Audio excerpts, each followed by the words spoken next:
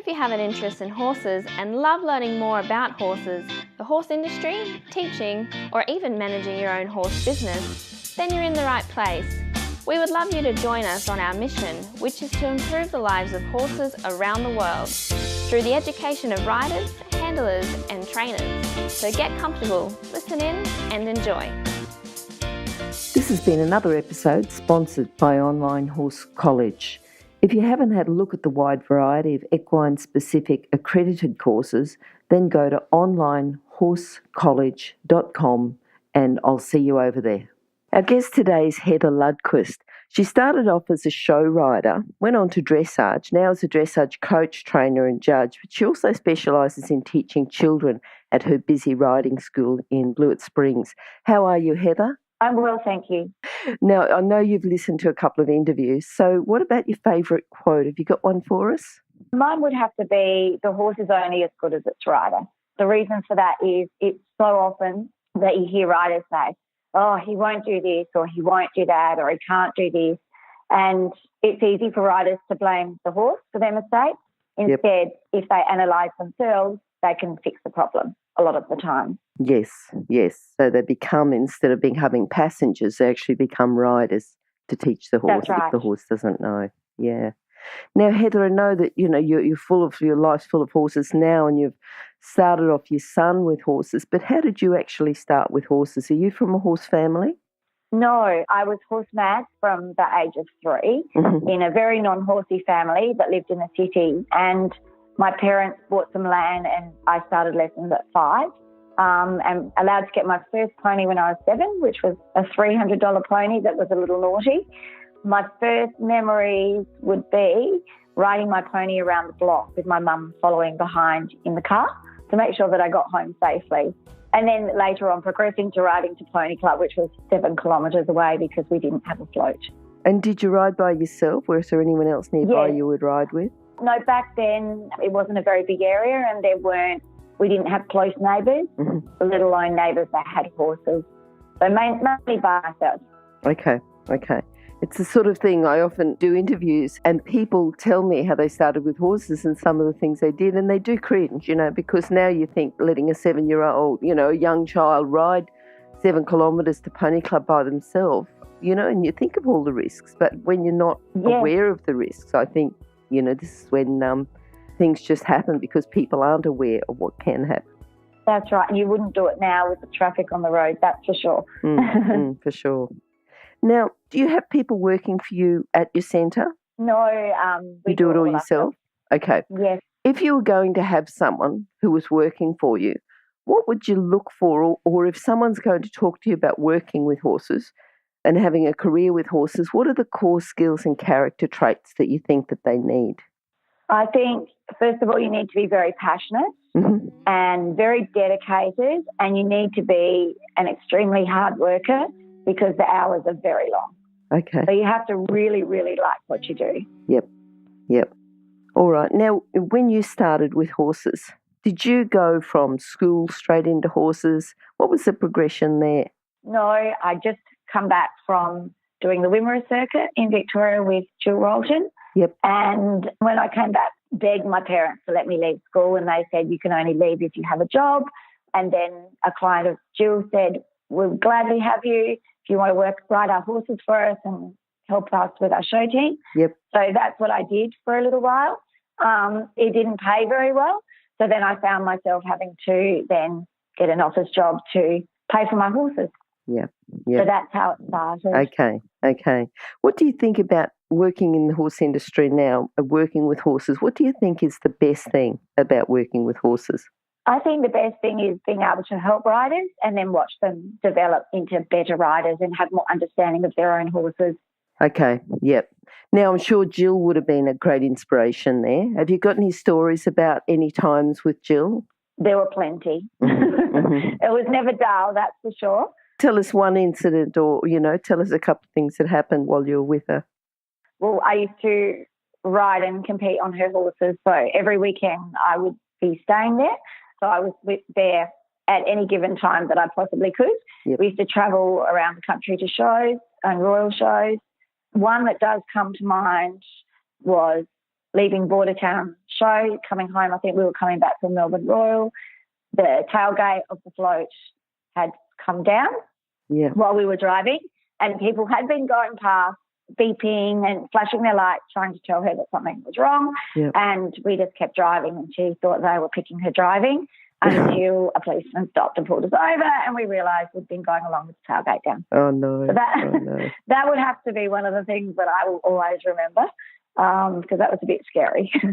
Yep, for sure. Horses were fine. Yep. What about other people? Has there been anyone else who you think has had an influence or a strong influence on your life? I've done lots of clinics over the years. Leslie Taylor, I did a bit of dressage with her when she was in South Australia. Yep. I've done clinics with Clemens Dirks and the other people that come to South Australia's clinics. We get quite a few come over here. So I think a lot of people across the board have helped me along the way. Jill is probably the one that got me started into teaching. Yes, okay. And what about with Leslie? What do you think you learnt the most from her? I probably learned with Leslie that everything does need to be perfect for progression, and just keep at it. If it doesn't work, just keep at it, and then eventually it will work. Good. Now, what about horses? Have you had a particular horse that's influenced you and helped you, or a couple, or, do you want to pull one out and tell us about them? Well, there's probably been a few. I used to break in quite a few horses and ponies over the years. So I think that you learn something new from each and every one of those horses. Yep. But probably the main horse that comes to mind would be Heatherton Park Tortilla, which his home stable name was Tipsy. That was my son's first FEI horse, and he really helped me better to understand the FEI movements. Okay. So he would probably be the main one. We've had many horses over the years that have gone to all different levels, but he could be sometimes a little tricky, and he was a good teacher, I think. Do you think that him going FEI, and particularly with your son riding, do you think that's your proudest moment, or is there something else you'd say has been your proudest moment? No, I think that would probably have to be my proudest moment. He won the CDIY at the Dressage with the Stars in 2007. Yep. So that was a very proud moment for me. Also, another student of mine, Tara Lloyd, she's got 2 ponies now at St George, and I've been teaching her since breaking in stage. So that's all. I'm fairly proud of them as well. Yeah. Okay. What about a biggest challenge? What do you think's been your biggest challenge in your career? That would have to be not having enough hours in the day. Yes. Well, I was going to say, when you actually had to sort of give it up on a temporary basis and go and get an office job rather than continuing full time. What did you do to get back into it full time, though? I ended up going overseas and travelling, and I did some time at Christopher Bartle's Yorkshire Riding Centre. Okay. Yep.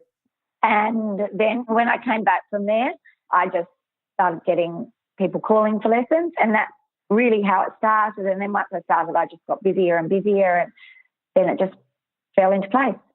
Tell us about Christopher Bartle's, about, just an incident that happened or something that you learned from there, just to give us a bit of an insight into your time there. Yes, that was fantastic. Great learning experience. It was very, very hard work. And being there with lots of other students. I think riding lots of different horses. When I was there, he was preparing for the Olympics with Wiley Trout. Yep. So just watching him ride and being sort of on board around that era was really, really good. Have you got a particular incident that you'd like to tell us about, something that happened one day that you think that you'll always remember about your time there? Yes, probably a horse going over a cross-country jump and then trying to bolt off on the other side. Oh, no. And that was a new horse to the school, and they hadn't really used him that much. And I think after that they decided that maybe he wasn't the horse to use in the riding school, and I think he was sold on. But that probably was the main memory there. Oh, and I did a little bit of vaulting there as well. Okay. So that was something I'd never done before, so that was also... And when you say, I'm just going back to the cross-country horse and the horse bolting on the other side, was that you riding at that time or Christopher riding? Yeah. Okay. Yeah. but probably not the best horse to ride in the school, to keep in the school then. No, I don't think. Okay. Now, you're saying about not enough hours in the day as well. How do you manage it? Have you got time management tips for people? Because everyone's going to have that same problem, but, it's sort of overcoming these challenges and helping you get better organised and helping you being able to fit things into the day. So for someone else that says, look, I just can't fit it all in, I'm busy, what sort of tips would you give them? I think you just have to when you work for yourself. So we start here at 6 a.m. We're out feeding stables, cleaning yards, doing rugs. I usually start teaching at 8:30 in the morning. Some days it's block all day, and I'm usually not inside until 9:30 at night. And so you just have to be very organised. Yep. And be onto everything. There's no sort of going down the street to the cafe or anything like that. It's just work. But I think once you get into that routine, it's hard. It's quite an easy thing to follow. Okay. So hard work is probably the best thing. And yes, you have to be very organised. So getting your day organised before you start is probably a good one. Yes, and keeping to a routine. Okay. No, that's good. That's good. And the other thing is too that, like, you talk about the long hours, but if you'd have had working in another job but still had your own horses at home, you're still doing long hours because you're getting up at 6, you're feeding your horses or riding before you go to work or, and then working all day and then coming home and still doing horses. So it's either staying and working with the horses all day or going off and doing another job. That's right, exactly. It's quite similar. Yep. Okay, good. Now, just thinking about, because you teach a lot of kids, how do you think, it's really important for kids to get, first of all, to keep them safe, so that they have got the confidence to go on and ride, but also to keep them interested and involved in their riding. So have you got any tips for that, to keep kids interested and involved, but also keeping them safe at the same time? I think it's teaching them about horse awareness, first of all, so that they are aware of the safety issues with the horse and they start to learn how a horse thinks. That's really, really important. With riding, just lots of building their confidence, doing a little bit of fun stuff, but still attention of the basics so that they learn properly and they have the skills to then go into whatever discipline they would like to go into. Okay. I teach a lot of children with their own horses that go to pony club and compete, but I teach a lot of children that will never ever have their own horse, and they coming and riding with me once or twice a week, that's them having a horse. So I think those sort of things are really good for building their confidence. And they have the horse here when they come for lessons. They have to tack up and groom it and treat it a little bit like it's their own. Yes. So still learning all those skills that they need to learn as well. Yeah. Otherwise, it's too much of a big shock when they get their own horse. If they've always come just for lessons and then all of a sudden they've got their own horse and they don't know how to saddle and they don't know how to feed and they don't know how to do all the extra stuff. That's right. And there's lots of that. Yeah. What about marketing? How do you think is the best way to market to kids? Do you market to the kids? Do you market to the parents, to the schools? What's your best way of doing that, or is it just all word of mouth? Here, it's just all word of mouth. We don't advertise at all, and we're full all the time. But I think probably a good way, if you wanted to build your business, would be maybe through the schools. Yep. Or even the local pony clubs, because there's always children there that need a hand and just that little bit of expert advice. All right. Now, Heather, have you got a book that you could recommend to our listeners, something that could complement their training? I like Jill Roldan's Free Rein. It's inspirational. It's good, isn't it? Yeah. And it's a great insight to a rider's world, which is full of ups and downs. Yeah. All right. Were you mentioned in the book? Now I can't remember. It was a long time ago I read it. Possibly. Yeah. She did talk about a lot of people and a lot of incidences. So, yeah. Yes. Yeah. And remember, you can find all the books recommended by our guests at horsechats.com/books.